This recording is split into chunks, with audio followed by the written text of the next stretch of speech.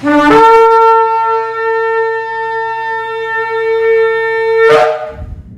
Shalom, esta es la congregación 20 Tira desde el sector Candelaria en el Arecibo, y esta que le habla es la Roa y doctora Maritza Rivera. Hoy venimos con otra parashá, la parashá número 11, la parashá Vayigash, y un significado para la parashá Vayigash es y se acercó.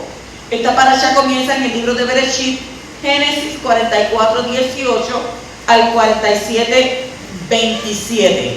Hacemos introducción de lo que nos hablan estos capítulos y nos dice: el Yehudá se acercó a Yosef para pedir por la liberación de Benjamín, ofreciéndose a sí mismo como esclavo al líder egipcio en lugar de su hermano. Luego de presenciar la lealtad de su hermano uno a los otros, Yosef entonces revela su identidad diciendo: yo soy Yosef, mi padre aún está vivo. Los hermanos son invadidos por la vergüenza y el remordimiento, pero Yosef los reconforta. No fueron ustedes los que me enviaron aquí, les dice, sino Yahweh. Todo fue ordenado desde el Shamayim para salvarnos y a toda la región de la hambruna. Los hermanos se apresuran a volver a Canaán con las noticias. Jacob viaja a Egipto con sus hijos y su familia, 70 almas en total. Y es reunido con su amado hijo luego de ¿cuántos años? De 22 años. Camino a Egipto recibe la promesa divina, donde dice: no temas en descender a Egipto, porque allí te haré una gran nación. Yo descenderé contigo a Egipto y con seguridad yo te sacaré de allí. Este es Yahweh hablándole a Jacob. Yosef reúne toda la riqueza de Egipto, vendiendo comida, semillas durante todos los años que hubo de hambruna. Y entonces el faraón le da a la familia de Jacob la fértil tierra de Goshen para establecerse, y los hijos de Israel prosperarán en el exilio en Misraim, en Egipto. Eso es prácticamente lo que nos habla estos capítulos, y vamos a ir desarrollando según, ¿verdad?, vayamos de capítulo en capítulo lo que nos toca para nosotros. En el capítulo 44, 20, versículo 20, versículo 28 dice: y respondimos a mi Adón, tenemos un padre ya anciano y un hermano pequeño, hijo de su vejez, y su hermano ha muerto, así que solo queda él de los hijos de su madre, y su padre lo ama. El uno salió de mi lado y dije: seguro que ha sido despedazado, y no lo he visto desde entonces. Este es el versículo 28. ¿Cuál es la debilidad de la mentira? Porque la gente miente, ¿verdad? Como, así como si fuera algo real. Entonces una mentira se va, ¿verdad?, diciendo tantas y tantas veces que la gente termina, ¿por qué? Por creerse y pensar que es una realidad. Los hermanos de Yosef, ellos habían presentado la ropa de Yosef manchada de sangre, o sea, tal y que el padre le había hecho a su padre Jacob, para que aparentara que había sido ¿qué? Despedazado por una fiera. En ese momento no dijeron claramente que Yosef había muerto, sino que dejaron que Jacob sacara su propia conclusión. Si usted lo ve en el capítulo 37, versículo 32 al 33. Entonces Jacob dijo que había sido despedazado por una fiera. Ellos no se lo dijeron. Eso fue que él dijo: ay, pues está lleno de sangre, pues lo despedazó una fiera. Pero pudo haber pasado otras muchas cosas más. Sin embargo, 22 años más tarde, Jacob no estaba tan seguro de que Yosef estaba muerto, al añadir que no lo había visto desde entonces. Entonces, esto nos muestra que Israel había dejado una pequeña puerta de esperanza abierta en cuanto a su hijo. ¿Por qué? Porque las promesas que había recibido del Creador y los sueños que Yosef había tenido y que Israel había guardado en su corazón, habían creado esa pequeña chispa de ¿qué? De luz en su alma. Porque él andaba con un alma que dolorida por la pérdida de su hijo. Sin embargo, los hermanos se habían ¿a qué? Ya ellos se habían acostumbrado al lenguaje de la mentira, al decir que Yosef está muerto. Oiga, y aún de frente a él tenemos un hermano muerto. No tengo un hermano perdido, No tengo un hermano que lo vendimos. No, está muerto. Y lo mismo vemos en la reprensión de Rubén en el capítulo 42, versículo 22, donde dice: ahora hay que rendir cuentas por su sangre. ¿Ves? Porque ellos sabían que lo que estaba aconteciendo era como que causa y efecto de lo que ya ellos habían hecho años antes, 22 años antes, que ellos lo que hicieron fue que vender a su hermano. Entonces los hermanos sabían que José estaba vivo cuando lo vendieron como esclavo, pero escogieron la mentira y se acostumbraron a ella. Entonces cuando uno repite una mentira, como le dije muchas veces, al final la mente se acostumbra con ella y muchas veces la misma mente opta por creer en la mentira, aún sabiendo que es mentira, porque quiere que sea así, sabiendo que esa no es la verdad. Pero hay una debilidad grandísima de la mentira. ¿Y cuál es? La realidad misma. Aquí tenemos un hombre, Yehudá, junto con sus hermanos, que todos habían elegido creer en la mentira, suprimir la verdad, hablando de José como muerto. Y lo estaba haciendo en la misma cara del muerto. A la verdad que cuando usted sabe, usted deja que la gente le digan las cosas, ¿verdad? Y usted sabe la verdad, y usted les mira la cara y la gente diciéndote la mentira en la cara y tú sabiendo la verdad, pero qué fuerza de cara tiene, pero qué cara dura. Yo sé la realidad, yo sé la verdad. Entonces la realidad tenía mucha más fuerza que la mentira que había invadido la mente de los hermanos. Y esa mentira no tenía ningún poder ante la realidad. Solo hacía falta que José se diera a conocer, hablándoles en el hebreo fluido de los asuntos familiares íntimos, porque de otra manera ellos no le iban a creer. ¿Para qué? Para que la mentira que había sido creída durante tantos años cayera a tierra y muriera una vez por todas. Entonces lo mismo pasará con muchas mentiras creídas en el mundo. La mentira del ateísmo caerá cuando el Todopoderoso se manifieste. La mentira de la evolución caerá. La mentira del socialismo, comunismo va a caer. La mentira del nuevo Israel caerá. La mentira del Islam caerá. La mentira de Palestina caerá. La mentira de la ocupación israelí caerá. La mentira del nuevo orden mundial caerá. Oiga, nosotros estamos llenos de mentiras, ¿verdad que sí? A nuestro alrededor todo es mentira. Pero entonces lo más esplendoroso de todo será cuando caiga la mentira que se ha creído en el pueblo judío, que Yahshua está muerto. Cuando el Mashiach resucitado se manifieste en esplendor como el hermano y salvador de los Yahudí, ese día se está acercando. Entonces que Yahweh nos ayude a no creer en las mentiras que se están creyendo en el mundo, sino que creamos ¿a qué? A la verdad de que el Mashiach pronto regresará y va a venir un pueblo, a buscar un pueblo redimido, porque el plan de salvación de nuestro Abba Kadosh dice que Él quiere que todos procedan al arrepentimiento, todos los hombres. ¿Para qué? Para entonces Él salvarnos y restaurarnos. Continuamos en el capítulo 45 y versículo 5, donde dice: ahora pues, no os entristezcáis ni os pese el haberme vendido aquí, pues para preservar vidas me envió Yahweh delante de vosotros. ¿Quién entiende los propósitos que están más allá de lo inmediato? A pesar de haber vendido a Joseph con envidia y con odio, algo positivo pudo salir de ello. Porque a veces pensamos que las cosas botan mal, mira para allá esto, aquello, no. Pero lo malo, Yahweh lo convierte en bueno y le saca la mejor ventaja de eso malo que puede pasar. El Todopoderoso utilizó la maldad de los hermanos para cumplir sus propósitos.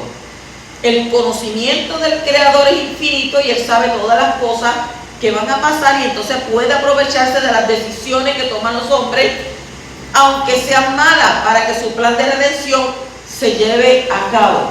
Porque dice la Escritura que no está bien la palabra en tu boca, ¿cuándo qué? cuando ya Yahweh la sabe. ¿Por qué? Porque dice que Él escudriña lo más profundo de nuestros pensamientos y de nuestro corazón.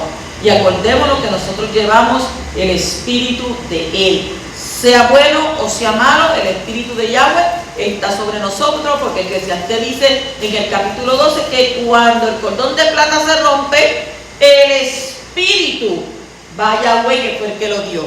Pues entonces usted no va a decir, no, porque el espíritu de yo que soy bueno. No, de todo. De todo. Porque eso dice que buenos y malos iremos a dar cuenta delante de quién. De Abacadosh. Entonces dice que esto lo había entendido Yosef, ese plan de redención, y optó por fijarse en el Todopoderoso y su grandeza y sus planes, en lugar de fijarse en la maldad de los hombres. Si alguien te hace algo, y que esto, y que mira lo que hizo, y que sinvergüenza, y que es ese maldito, y que yo lo que... No. Él, en vez de hacer eso, mira, mis hermanos me hicieron esto. Entonces la nueva modalidad de ahora, hay que cayó en depresión, hay que tiene ansiedad, hay que tiene aquello. Yo siempre he dicho que para la ansiedad y la depresión no hay nada mejor que la oración. Váyase de rodillas delante del Poderoso y usted hable con Él y usted dígale a Él todo lo que usted siente, porque yo siempre he entendido eso: oración, Torah y ayuno. El ayuno rompe las cadenas, desata las ligaduras de impiedad. La oración te mantiene más cerca del Poderoso, y el estudio de la Torah, Yahweh te habla a través de ella. ¿Y qué mejor psicólogo que ese? Ese es el mejor. Entonces, él entonces de fijarse en esta maldad de estos hombres, él entonces ahora anima a sus hermanos a hacer lo mismo, ¿verdad? A fijarse en el Poderoso. Entonces es más fácil perdonar a los demás que perdonarse a sí mismo. Los hermanos habían estado sintiendo el remordimiento de su conciencia durante muchos años. ¿Usted cree que ellos podían vivir tranquilos? ¿Que ellos podían dormir tranquilos? Viendo a su padre anciano ahí sufrir, que muchas veces quizás por la noche lo escuchaban llorando. Y ellos dirían, mira para allá lo que nosotros hicimos, que vendimos a nuestro hermano, que por envidia, que por él no es envidioso. Pero ahora, cuando estaban delante de Yosef, tenían que muchísima vergüenza y culpabilidad. Yosef entonces les ayuda a aliviar esa carga, señalando hacia los propósitos divinos de lo que había pasado y no a la parte negativa. Entonces Yosef ayudó a sus hermanos a hacer lo mismo que él mismo había aprendido en la escuela de ¿qué? Del sufrimiento. Levantar su mirada y ver más allá de lo inmediato, y así no solo les salvó del hambre, sino que también que les ayudó a salvar sus almas de la destrucción eterna por medio del perdón de sus pecados. Porque Yosef no fue un hombre que malo, y tuvo la oportunidad. Lo tuvo ahí al frente, le dijo, ahora como yo tengo el poder, yo los puedo coger a ustedes y meterlos presos por lo que ustedes me hicieron hace 22 años atrás. Y arrodíllense ahí, porque yo tuve un sueño, ustedes arrodíllense ahí delante de mí. Y él no lo hizo. Entonces, tú que eres discípulo del Mashiach, no te lamentes ni por los errores de los demás, ni por los errores de ti mismo. Perdona a los demás y perdónate a ti mismo primeramente. Levanta tus ojos, busca los propósitos divinos de lo que está pasando, porque no hay nada demasiado negativo que pueda pasar en esta vida que Yahweh no pueda cambiar para algo positivo si nos arrepentimos de lo malo que hemos hecho. Así que deja que Él tome el control, haga de tu vida lo que Él quiere, y así tú también podrás ser un canal de salvación para muchas personas. ¿Por qué? Porque la vida de Yosef es un reflejo profético de la vida del Mashiach, hijo de Yosef. Él tenía que morir para salvar muchas almas de la muerte eterna. Entonces, deja de pensar de una vez que los judíos mataron al Mashiach. ¿Por qué? Porque eso fue parte del propósito divino para la salvación del mundo. Y gracias a su muerte y resurrección, hay resurrección para todos los que confían en el Poderoso. Así que Yahweh nos dé la Hanán, la gracia, para poder elevar nuestra mirada y ver las cosas en una perspectiva más amplia. Capítulo 45, versículo 8 dice: ahora pues, no fuisteis vosotros los que me enviasteis aquí, sino Elohim, y él me ha puesto por padre de Faraón. Mira lo que dice: y él me ha puesto por padre de Faraón, y Adón de toda su casa, y gobernador sobre toda la tierra de Egipto. Cuando alguien dice, ¿por qué dice Adón? Adón es Señor. Entonces, ¿qué significa ser padre? ¿Qué significa ser padre? Joseph dice que Elohim le había puesto como padre para el faraón. ¿Cómo es posible que uno puede ser padre de alguien que no ha engendrado? Pero Yahweh es poderoso. La respuesta está en el significado del término hebreo que se tradujo como padre. La palabra hebrea A-V, Ab significa ¿qué? Padre. Y tiene varios significados diferentes. Según Rashi, no solamente significa padre, sino también consejero, amigo y patrón. Eso es lo que significa padre. Entonces, en cuanto a la relación que Joseph tenía con el faraón, ahí podemos nosotros deducir que el título no significa que Joseph fuera el origen del faraón o que tuviera un puesto mayor que el del faraón. O sea que eso sería absurdo, puesto que fue el faraón que le dio su puesto y por eso siempre quedó como mayor que él. El que instala a una persona en un puesto de autoridad siempre es mayor, y después de haberlo instalado en su puesto, sigue siendo mayor en autoridad y responsabilidad. El delegado tendrá que rendir cuentas de su administración al que le instaló. Así que Joseph fue puesto como ¿qué? Como el consejero íntimo del rey de Misrayim, de Egipto.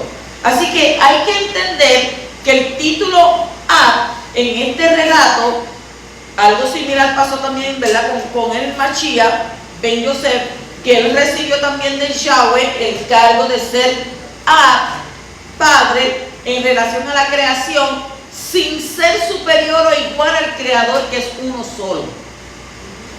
La comparación con Joseph nos puede dar una explicación satisfactoria de uno de los 8 nombres dados al Mashiach en la profecía de Yeshaya, Isaías 9:6, donde está escrito: porque un niño nos ha nacido, un hijo nos fue dado, y la soberanía reposará sobre los hombros, y se llamará su nombre admirable, consejero, fuerte, héroe, padre. ¿Ven?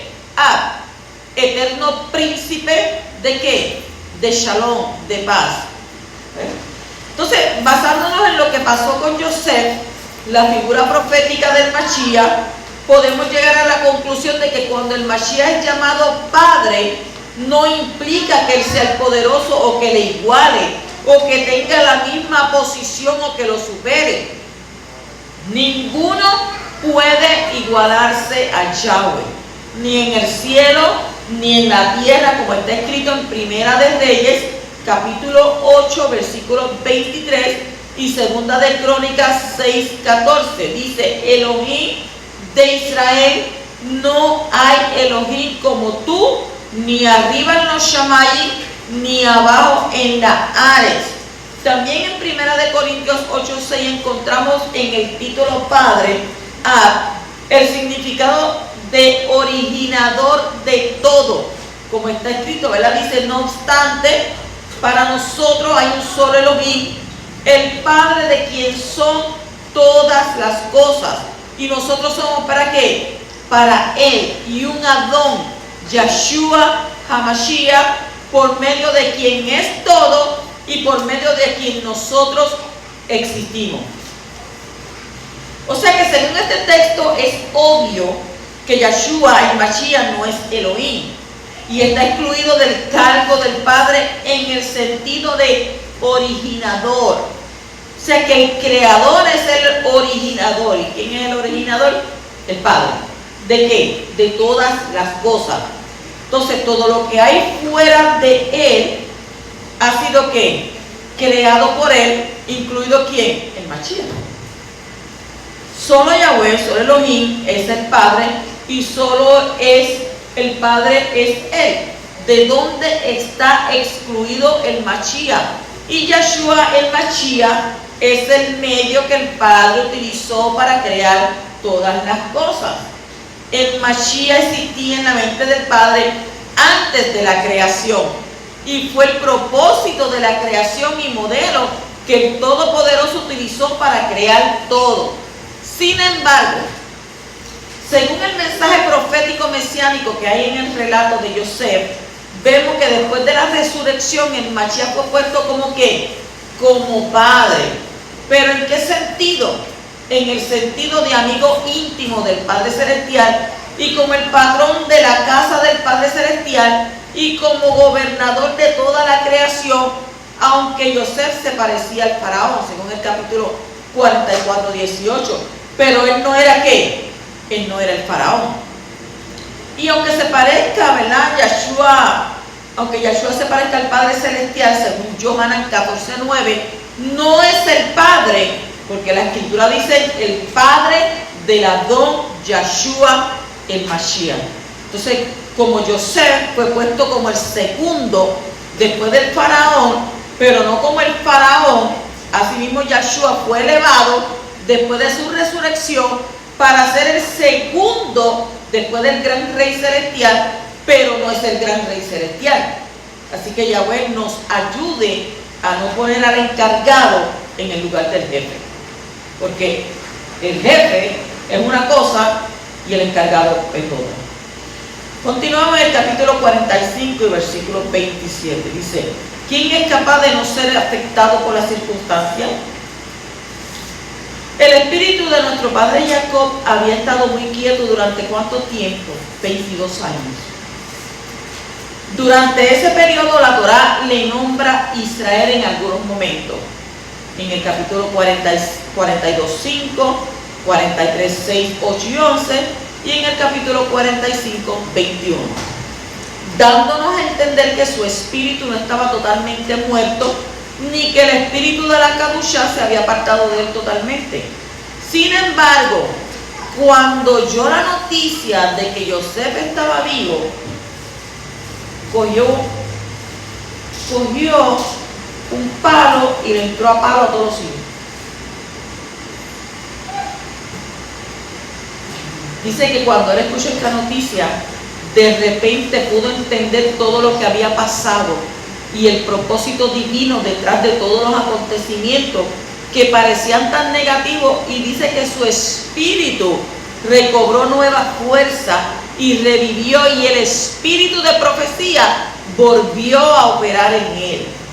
Entonces la pregunta surge: si nuestro padre Jacob no hubiera podido vivir en el espíritu durante los 22 años, a pesar de lo negativo de la muerte prematura de Rahel y la desaparición de Yosef, ¿no tenía él suficientes promesas y provisiones espirituales de Shamayim para poder vivir por encima de las circunstancias negativas?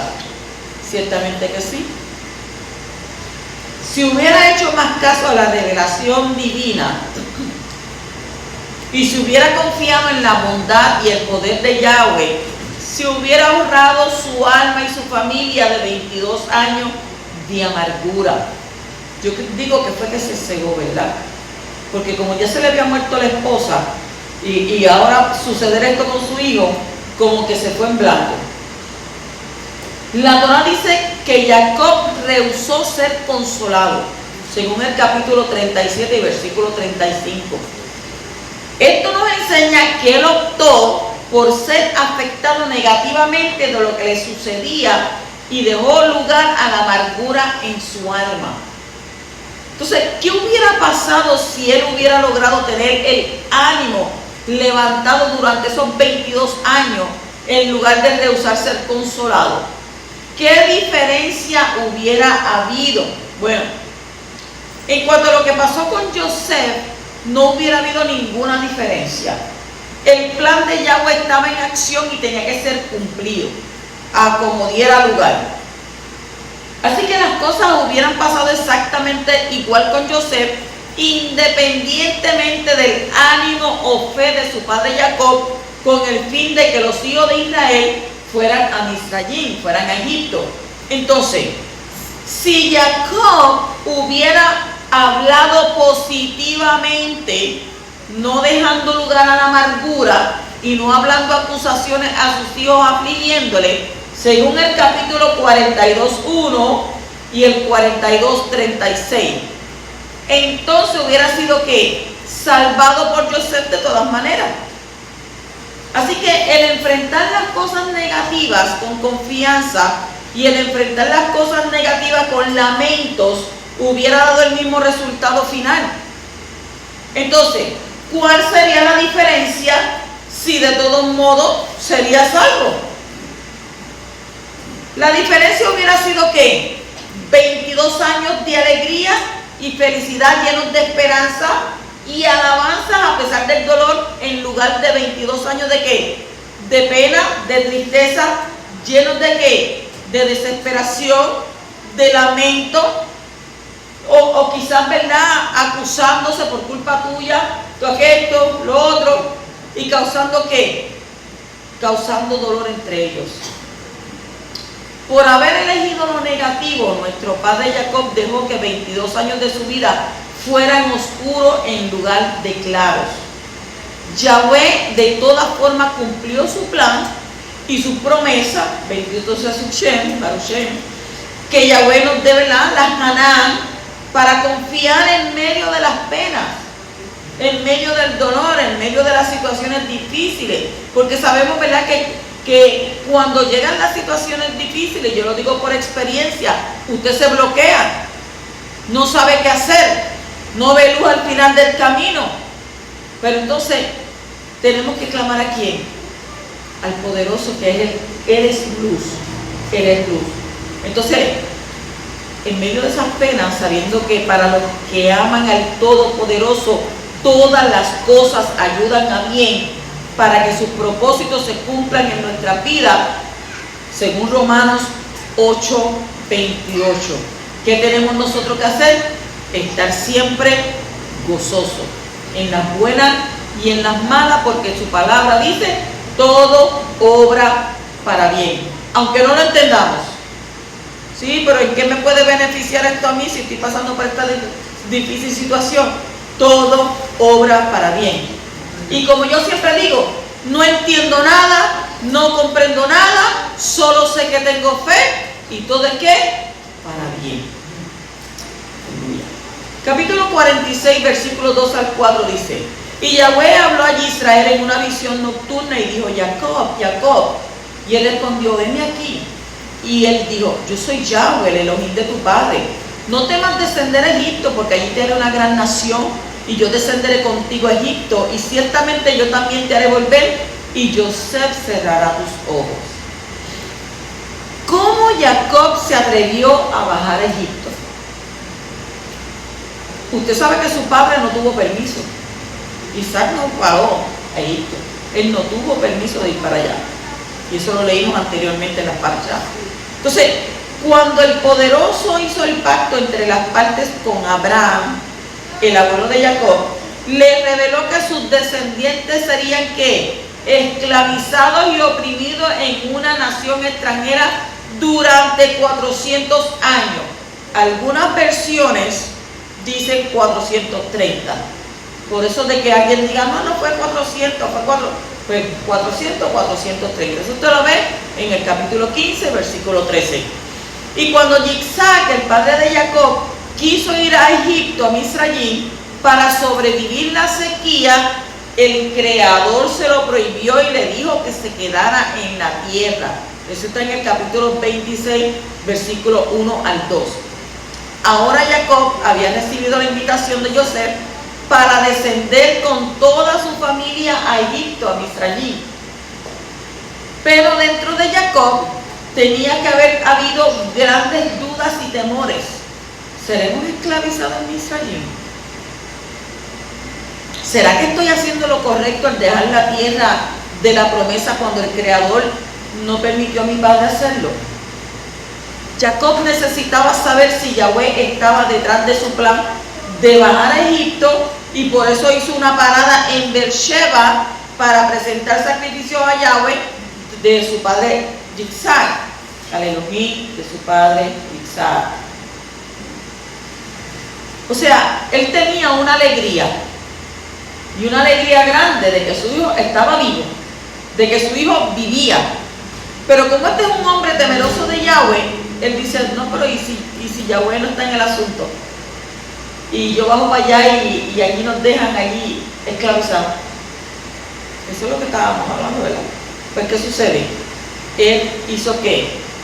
Él hizo un sacrificio a Yahweh para preguntar. Entonces, como hemos dicho antes, los sacrificios representan la entrega del hombre al Todopoderoso. Jacob quiso mostrar una vez más de manera práctica su devoción y así renovar ¿qué? Su entrega al Creador. Él no deseaba hacer con su vida y familia nada que no fuera parte del plan y voluntad de Yahweh.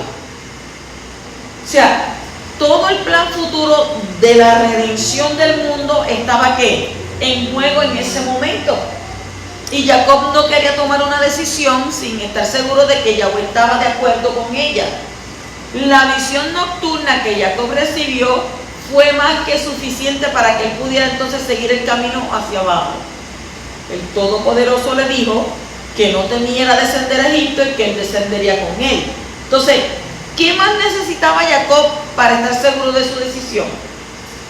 Él pensó que su pueblo quizás lo iba a esclavizar, pero lo que él no sabía es que sí lo iba a esclavizar, no ahora, pero más adelante sí. Entonces sí que asegúrate de que Yahweh está contigo en las decisiones de tu vida. No tomes decisiones a la ligera. ¿Por qué? Porque tu futuro depende de las decisiones que tomes hoy. Piénsalo bien, medítalo con calma, asegúrate de tener a Yahweh contigo en lo que vas a hacer, y entonces vas a prosperar y te va a ir bien. Y ya sabes que el camino para saber es cuál, el sacrificio. Así que Yahweh te bendiga y te guarde en toda decisión que tengas en tu mente y que vayas a tomar.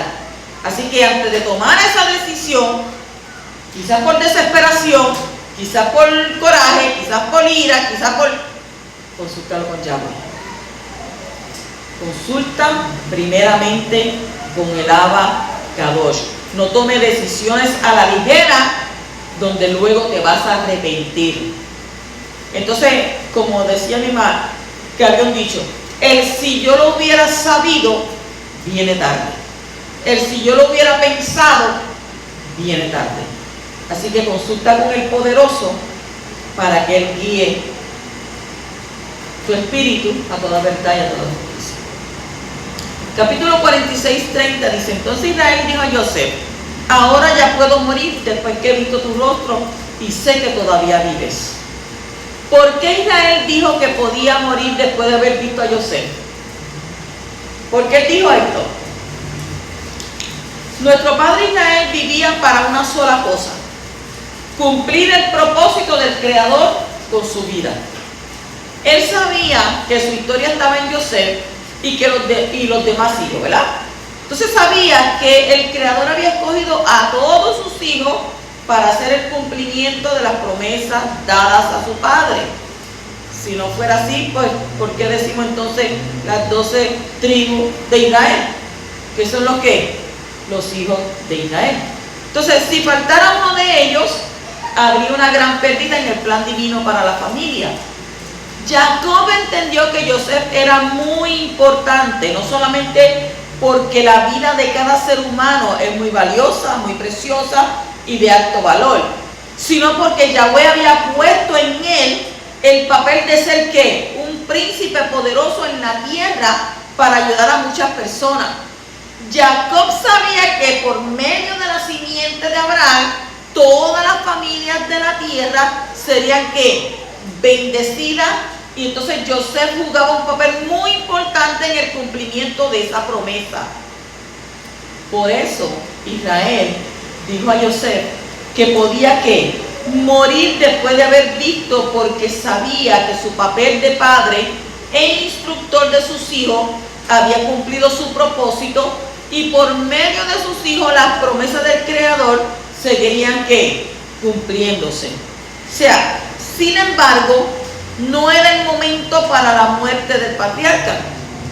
Yahweh quiso darle una vejez agradable después de tantos años de pena y trabajo duro. Como él había cuidado de Joseph durante 17 años, preste atención, de su infancia, ahora Joseph pudo cuidar de su padre con toda clase de bienes y buena comida durante 17 años hasta su muerte. Eso usted lo ve en el capítulo 47, versículo 28. Así que Yahweh, que es bueno y poderoso, cumpla su propósito en cada uno de nosotros para que podamos sentir y decir antes de morir que hemos terminado la tarea para la cual nacimos. Así que Yahweh haga resplandecer su rostro sobre ti y te dé gracia, te dé Hanan. El capítulo 47, 14 dice: y Joseph recogió todo el dinero que había en la tierra de Misrayim y en la tierra de Canaán a cambio del grano que le compraban, y Joseph trajo el dinero a la casa de Faraón. Era justo recoger todo el dinero de la gente y dárselo al Faraón. Cuando Joseph estaba encargado de gobernar en Misrayim, administraba todo el grano que había amontonado en las ciudades según la necesidad de la gente. Todos tenían que venir a comprar alimento durante ¿qué? Durante los 7 años de sequía. Y usted dice, ¿por qué tiene que darle los chavos? Sí, bueno, si era el que tenía la semilla, tenía esto. Nos surge la pregunta, ¿por qué Joseph no daba el grano gratis al pueblo? ¿Por qué Joseph no daba el grano gratis al pueblo? ¿Por qué el Estado no mantenía a los ciudadanos con alimentos en el tiempo de sequía si estaba en su poder hacerlo? Si fuera en Puerto Rico, la gente se iba frente al Capitolio allí a hacer, ¿verdad?, amonestaciones, denos semilla, denos esto.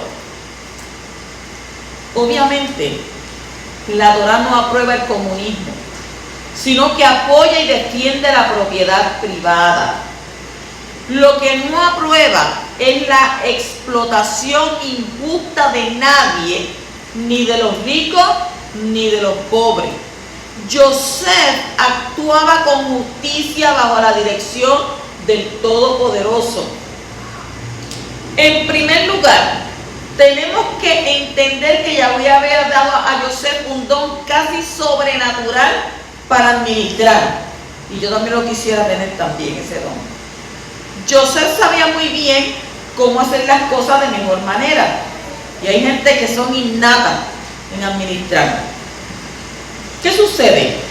El espíritu del Creador estaba en él para actuar con sabiduría en la situación en la que se encontraba.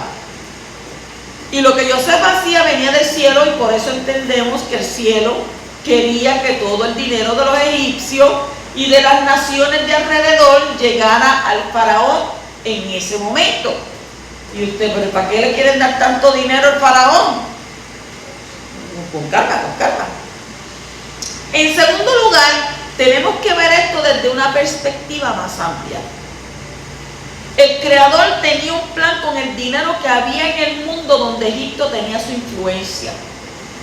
Una de las razones por la que el dinero tenía que llegar a Egipto fue que Yahweh quiso que ese dinero pasara ¿a dónde? ¿Para dónde Yahweh quería que ese dinero pasara? A los hijos de Israel. ¿Dónde? ¿Cuándo? En el momento de la salida de la esclavitud. O sea que el trabajo de 400 años sin paga merece un sueldo muy alto. Entonces ese sueldo llegó a los hijos de Israel en el momento de su salida, como fue profetizado en Bereshit, Génesis 15, 14, que dice: mas yo también juzgaré a la nación a la cual servirá, y después saldrán de allí con grandes riquezas. Yahweh lo tenía todo planificado. Eres perfecto en todos tus caminos. Entonces, en Shemot 12:36 está escrito: y el Creador hizo que el pueblo se ganara el favor de los egipcios, que les concedieron lo que pedían, y así despojaron a los egipcios. Entonces, ¿fue solo para que el pueblo de Israel se enriqueciera que Yahweh les dio tanta riqueza? No. En gran parte fue para que pudieran construir un santuario lleno de oro, plata, bronce, piedras preciosas y telas costosas. O sea que el dinero que José estaba recogiendo finalmente fue utilizado para la honra y esplendor de Yahweh, nuestro Elohim, de Israel. Así que mire los planes que el poderoso tiene, todo obra para bien, aunque nosotros veamos que las cosas van mal. ¿Y qué nos aconseja? Sé fiel en la administración del dinero y así darás honra y esplendor al poderoso. Que Yahweh alce sobre ti su rostro y con en ti